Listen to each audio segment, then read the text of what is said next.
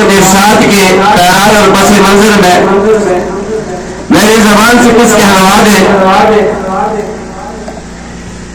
اور پھر مجھ کہنے والے کو بھی اور آپ سننے والوں کو بھی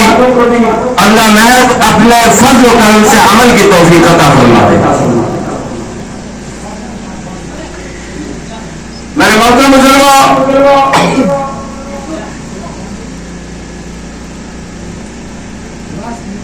آپ کا اور میرا یہاں جمع ہونا جو ہے ایک بابرکت نسبت سے ہے، ایک مبارک نسبت سے ہے، عظیم نسبت سے ہے.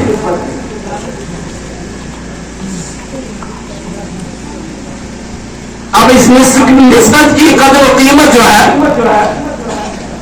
اس کی اصل شناخت جو ہے، اس کی اصل جو پہچان ہے،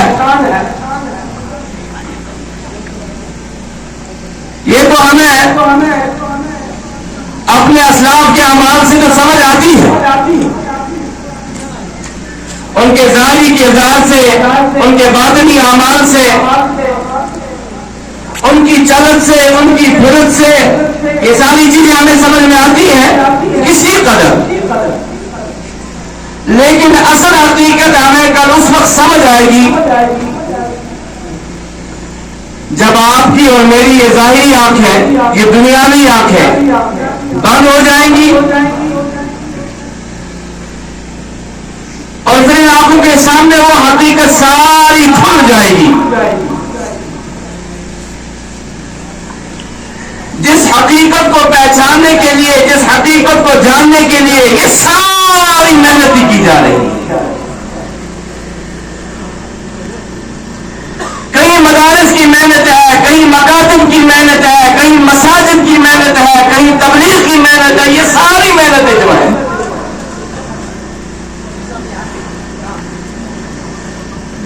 ان ساری محنتوں کا جو اصل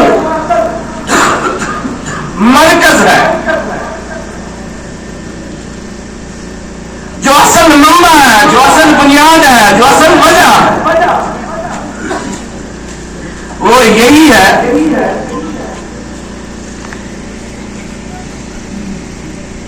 کہ حقیقت کی آنکھیں جب کھلیں گی، ان کے کھلنے سے پہلے زندگی کے اور زندگیوں کے اندر وہ احساس آ جائے، وہ حساسیت پیدا ہو جائے، وہ شعور بیدار ہو جائے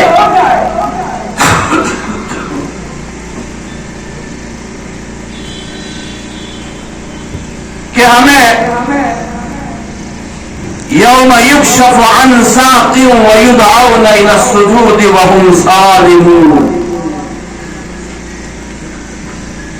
ایک ایسے نظریے کی پہچان ہو جائے جس نظریے کے لیے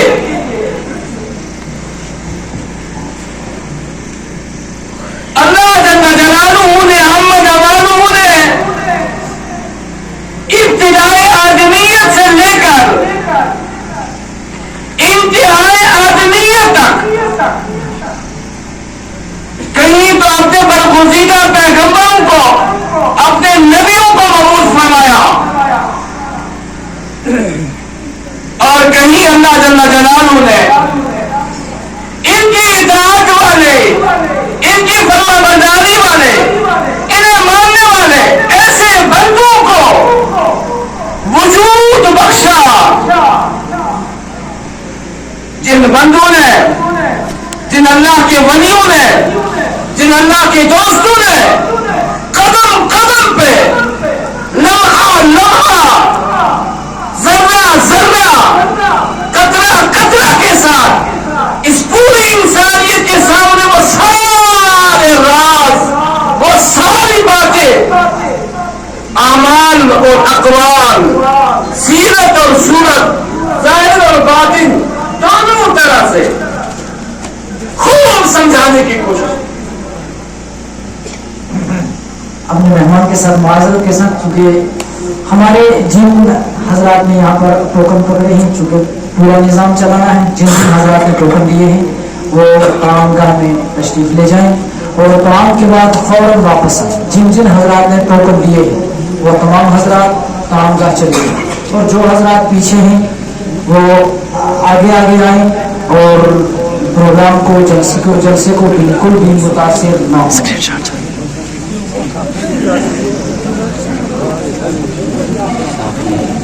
जज़ाकल्लाह। बाकी हजरात आगे आप इत्मीनान से निकलते भी जाएं और पीछे वाले हजरात इत्मीनान से आगे भी आते जाएं, ताकि खाने का नज़म भी चलता रहे, बात के सुनने और सुनाने का नज़म भी चलता रहे।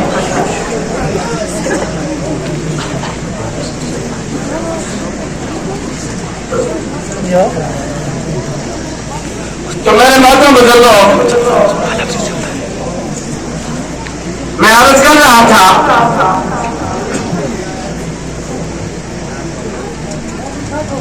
कि इन हक़ाइक़ के इस हकीकत को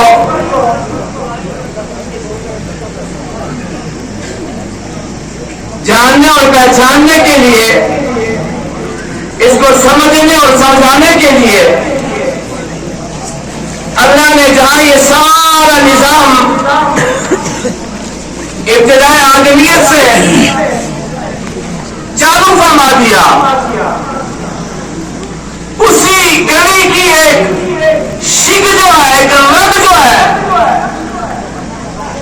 एक हिस्सा खास जो है, वो इन मदारिस,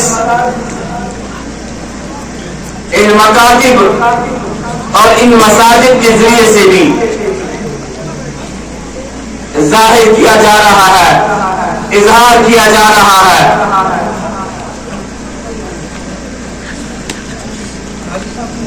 मेरे मोहतरम बुजुर्गों, अगर आपको मुझे एक ही बात समझ में आ गई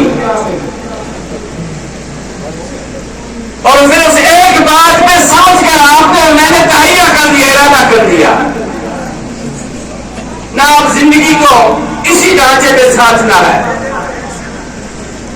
अब जिंदगी के बाकी अय्याम को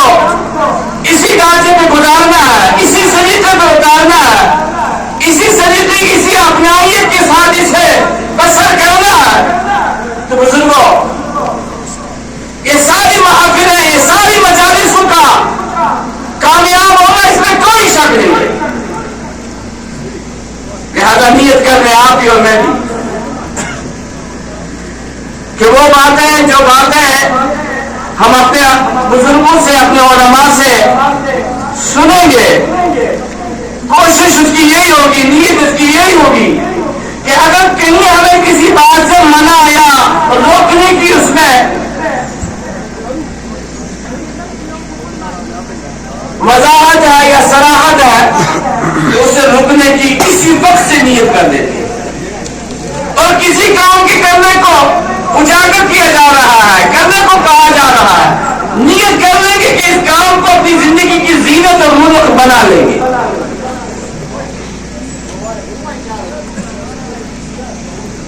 मेरे बातों बुजुर्गों, आपका और मेरा यहां जो जमा होना है, ये अल्लाह के कुरान की निस्बत पे, अल्लाह के हुक्म की निस्बत पे। दुनिया के अंदर कई सारे प्रोग्राम होते हैं और हर प्रोग्राम का एक मंशूर होता है, एक दस्तूर होता है, एक ज़ाब्ता होता है।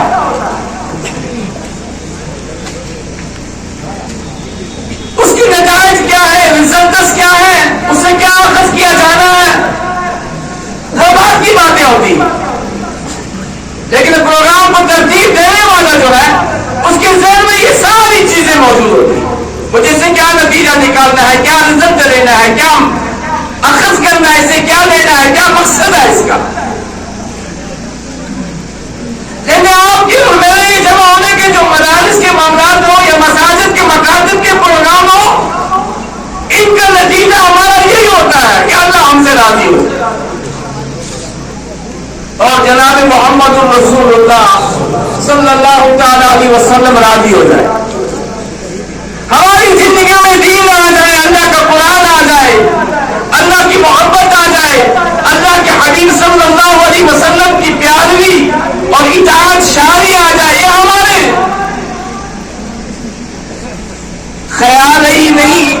بلکہ اسی طرح کی نتائج کی ہمیں امید بھی ہوتی ہے. تو قرآن کی نسبت میں آپ کا میرا جمع ہونا ہے. اس جمع ہونے کی قیمت کتنی ہے؟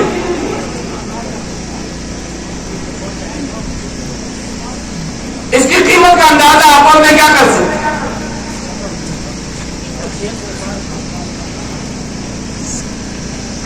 اللہ نے تو خود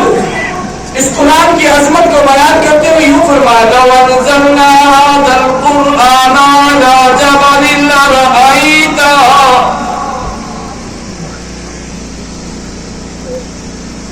جب ہم نے قرآن کو نازل کیا پہاڑوں کے اوپر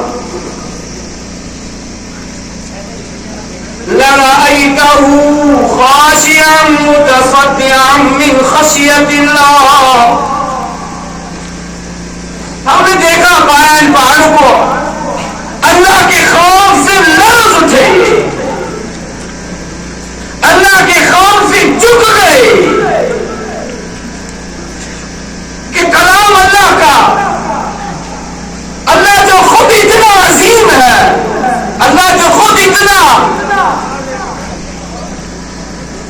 برکت ہے, اللہ جو خود اتنا جلال و کمال والا ہے, تو اس کے کلام کے اس کمال کو پہاڑ جیسے یہ بھاری بھرکم مخلوق جو ہے ہم کیسے سنبھال سکیں گے, کیسے